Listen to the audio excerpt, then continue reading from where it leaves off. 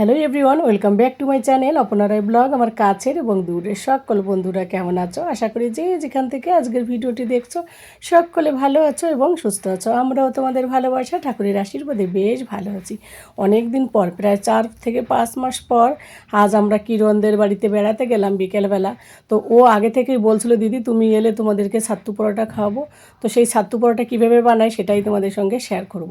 এইদিকে দেখো ছাত্তুগুলোকে ভালো করে চেলে নিয়েছে পরিষ্কার করে, তারপর দিয়ে দিল পরিমাণ মতো লবণ, আর দিয়ে দিল টেস্ট অনুযায়ী হচ্ছে জিরের গুঁড়ো, সামান্য জিরের গুঁড়ো দেওয়া দিল আর কি। ওদের বাড়ি হচ্ছে এমপিতে, সেই এমপির স্টাইলে ছাত্তু পরোটা বানাবে। আর এরপরে দিল আজওয়ান, একটু হাতে ভালো করে ঘষে নিয়ে নিল। আর সবাই তো জানি আমরা আজওয়ান দিলে কিন্তু মানে এই ফ্লেভারটাও বেশ ভালো আসে আর খেতেও ভালো হয়, পেটে কোনো অ্যাসিডিটি মানে গ্যাস এইসব কিছু হওয়ার সম্ভাবনা থাকে না।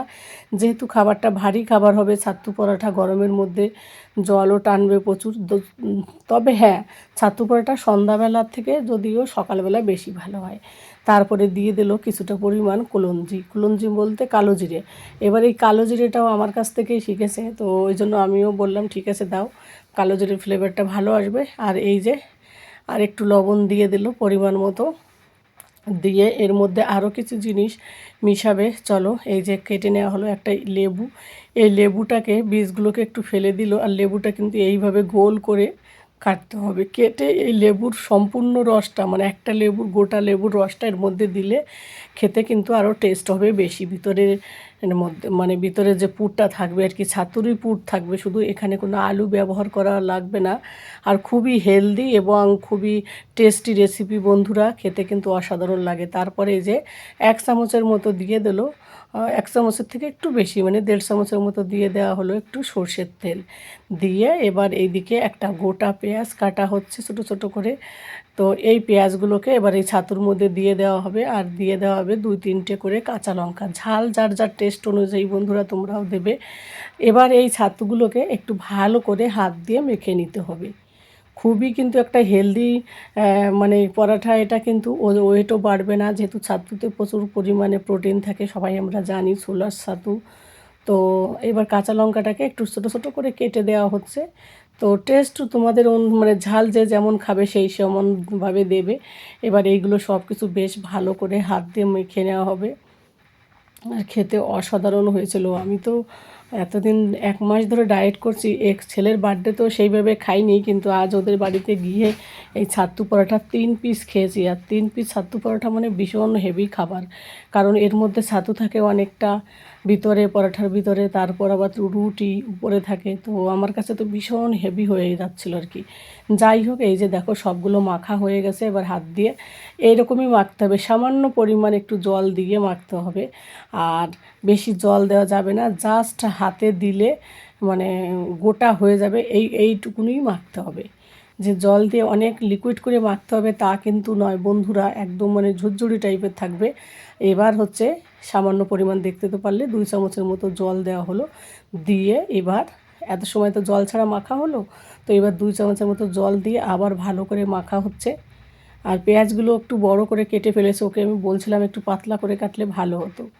তো যাই হোক, এবার হাত দিয়ে ভালো করে মেখে যতক্ষণ হাত একেবারে, যখন ওই হাতটাকে একবারে মানে হাতের মধ্যে যখন মুট করবে না, তখন ওই ছাতুগুলো একটা দলার মতো পেকে যাবে, তখনই বোঝা যাবে যে ছাতুটা আমার মাখা কমপ্লিট হয়ে গেছে। তো ওটা হচ্ছিল না দেখে তার জন্য আবার 1 ফোঁটা মানে সামান্য 2-3 ড্রপ একটু জল দিয়ে দিল। আর বেশি জল দেওয়া কিন্তু চলবে না, তাহলে কিন্তু পরোটাটা হবে না বন্ধুরা। তো যাই হোক, দেখো কত সুন্দর করে এই দেখো মাখা হচ্ছে।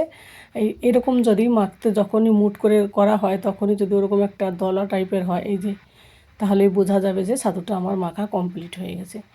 এবার এই ছাতুগুলোকে আলাদা একটা বাটিতে তুলে রাখা হবে। তারপর এই ছাতুর মধ্যে যে এটা তো পুর চলে গেল, এবার এই আটাটাকে পরিষ্কার করে চেলে নিয়ে তারপরে আটাটাকে মাখা হবে। আর এখানে তোমরা সর্ষের তেলের বদলে ঘিও দিতে পারো। এবার ছাতুটাকে আলাদা একটা পাত্রে বন্ধুরা অফ ক্যামেরায় তুলে নেওয়া হলো। এবার একটা বড় থালায় নেওয়া হলো হচ্ছে পরিমাণ মতো আটা নিয়ে, এবার আটাটাকে বেশ ভালো করে 10 থেকে 5 মিনিটের মতো ঢাকা চাপা দিয়ে রেখে দেবো আমরা। তাহলে কী হবে, আটাটা বেশ নরম হবে, অ্যাবজর্ব হতে ভালো হবে, সুবিধা হবে আর কি। আর আটাটা বেশ সফট হয়, তো রুটি বেলতেও কিন্তু সুবিধা হয়। তো 10 মিনিট ঢাকা চাপা দেওয়ার পর তারপরে এই দেখো পুরি, এখন হচ্ছে পুরি বলছি, ছাতু পরোটা বানানো হবে।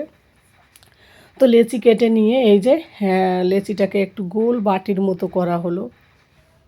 কি সুন্দর করে, এদের অ্যাকচুয়ালি কি ছোট্টবেলা থেকে এদের বাড়িতে এরা হচ্ছে রুটি বানানো শেখে। আমাদের বাঙালিদের থেকে মানে এদের কিন্তু রুটি বানানোর স্টাইলটাই অন্যরকম থাকে, স্পিডও থাকে।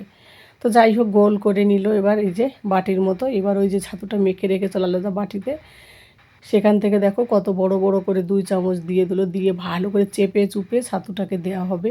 কারণ ছাতুর পুরটা যত বেশি ভালো বেশি হবে, ততই কিন্তু খেতে আরও বেশি টেস্টি হবে। কারণ পরোটা মানেই তো ভিতরের ওই পুরটা, তো সেটাই যদি কম দেওয়া হয় তাহলে কিন্তু পরোটা খাওয়ার কোনো মানেই হয় না। তো ওই জন্য ও কী করছিল, পুরটাকে একটু বেশি বেশি করে দিয়ে তারপরে এই যে বন্ধ করে দিচ্ছিলো। তো মাঝখানে ফেটে যাচ্ছিলো, আমি বললাম ফেটে গেলে অসুবিধা নেই, জোড়া তালি দিয়ে বানিয়ে দাও। কারণ ছাতু যদি বেশি থাকে তাহলে খেতেও কিন্তু ভালো লাগে। আর এইগুলো হাত দিয়ে না, মানে বেলন দিয়ে না বিলে এইভাবে হাত দিয়ে আস্তে আস্তে চেপে চেপেও বন্ধুরা তোমরা করতে পারো। তো কিরণ এইভাবে দেখো পাউডার লাগিয়ে আস্তে করে এই যে বেলে দিল, কিন্তু একটু ফেটে ফেটে যাচ্ছিলো। তো নিচের পিঠে তো আরও বেশি করে ফেটে যাচ্ছিলো। কারণ কি অতিরিক্ত আর কি ও ছাতু দিয়েছিল, যদিও ইচ্ছে করে দেওয়া হয়েছিল যে ভেঙে যাবে যাবে কোনো অসুবিধা নেই, খেতে টেস্টি হলেই হলো।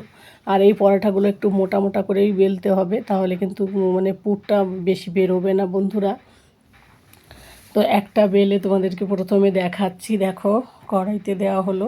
এবার এটা ভাজতে একটু না সময় লাগে, যখনই প্যানটা গরম হবে তার অনেক পরে আর কি ওটা দেওয়া হলো। তারপর দিয়ে গ্যাসটাকে একেবারে স্লো করে রেখে দিল, কারণ আস্তে আস্তে করে ফ্রাই করতে হবে সময় নিয়ে আর কি। এরপরে আর একটা লেচি কেটে সেটাও এরকম বাটির আকারে করে গোল গোল করে বাটির আকারে এইভাবে 2 হাত দিয়ে করে এবার এর মধ্যে ওই যে ছাতুর পাউডার আছে আর কি, ওটা কিন্তু দেওয়া হবে। আর এই ছাতুটা কিন্তু সম্পূর্ণ ছোলার ছাতু, সবাই জানি আমরা ছোলা দিয়েই ছাতু হয় প্রায়। তো যাই হোক, গরমের দিনে খেতেও কিন্তু বেশ ভালো লাগে, বৃষ্টির দিনে অথবা ঠান্ডার দিনে তো আরও টেস্টি হয়। তবে হ্যাঁ, বৃষ্টির দিনে কিন্তু মজাই লাগে। তারপর রাতের বেলা বৃষ্টি, ঝমঝমাঝম বৃষ্টি, আর এইরকম যদি ছাতুর পরোটা থাকে তাহলে খাওয়াটা কিন্তু মানে খাবারটা বা জাস্ট জমে যাবে। আর কি বলো তো, কিরণ ননভেজ খায় না, তো ওই জন্য ওদের বাড়িতে গিয়ে এইসব খাবার খেতে আমাদের বেশ ভালো লাগে। কারণ কি আমরা তো বাড়িতে ভাত টাত এটা ওটা খাই, তো ও যদি পরোটা বানায় একটু অন্যরকম করে, সেটা খেতে বেশ ভালো লাগে। আমি কিন্তু এই প্রথমবার ছাতু পরোটা খাচ্ছি, আর দেখছি ও খুব সুন্দর ছিল আর খেতেও অসাধারণ ছিল। তো দেখো কিভাবে বেশি বেশি করে ছাতু দিয়ে কত সুন্দর করে বন্ধ করে দেওয়া হচ্ছে। তো আমি তো প্রথমবার আমার এই যে অভিজ্ঞতা মানে ছাতুর পরোটার বন্ধুরা। এবার এটাকেও আস্তে আস্তে করে বেলে নেওয়া হবে। আর এইদিকে এইটা একটু একটু করে ফ্রাই হচ্ছে, আর ও এদিকে সাদা তেল দিয়ে একটু করে দিচ্ছে, উপর দিয়ে মেখে দিচ্ছে চামচে করে। তোমরা চাইলে এখানটায় সাদা তেলের বদলে ঘিও দিতে পারো। তো তোমাদের দাদা ভাই আর ওর হাজব্যান্ড এরা দুজনে আসেনি এখনও, ওদের একটু অফিসে মিটিং চলছে, বলছিল 7:30 8টা বাজবে। তো আমি এবার বললাম তাহলে তোমরা তো জানো যে আমি তো 6টার মধ্যে খাই, ঠিক আছে না আজকে না 7টার মধ্যে খাই, একটু লেট হবে, তো আমারটা আগে বানিয়ে দাও। তো ওই কারণে কিরণ আমার জন্যই বানাচ্ছে বন্ধুরা, সেটাই তোমাদেরকে দেখাচ্ছি। এরপর যখন হাজব্যান্ডরা আসবে আমাদের, তখন ওদেরকে আবার বানিয়ে দেওয়া হবে। তো এখানে একটু আর কি মানে বন্ধ করতে অসুবিধা হচ্ছিলো, আমি বললাম একটু জোড়া তালি দিয়ে করে দাও, খাওয়া যাবে আর কি। তো ভিতরে পুরটা এতটা বেশি দিচ্ছিলো আর একটু মোটা মোটা করে বানাচ্ছিলো, আর প্রত্যেকটা আর কি পরাঠা কিন্তু বেশ ফুলছিল, আর খেতেও বেশ ভালো লাগছিলো। আমি বলছিলাম যে একটু মুচমুচ করে ভাজো, তাহলে বেশ মনে হবে আমি খাচ্ছি, তন্দুরি বাগারা এইসব খাচ্ছি আর কি। বেশ মুচমুচে টাইপের ছিল, লিট্টি চোখার মতো টেস্টি, অসাধারণ বন্ধুরা। আর এরকম যদি ছাতুর পরোটা থাকে আর কিছুই লাগে না, আমার তো কিছুই লাগে না। তবে তোমরা চাইলে চাটনি অথবা ডাল এইসব দিয়েও সার্ভ করতে পারো, তবে আমি একেবারে কোনো কিছু ছাড়াই এমনিতেই খেয়ে নিয়েছি, কারণ আমার কাছে ভীষণ টেস্টি ছিল খাবারটা। ভিতরে পুর এত পরিমাণ দিয়েছে দেখো, আমি বললাম উপরে এবার একটু জোড়াতালি দিয়ে করে দাও, ভাঙতে মানে খুলতে হবে না আর কি, শুধু শুধু।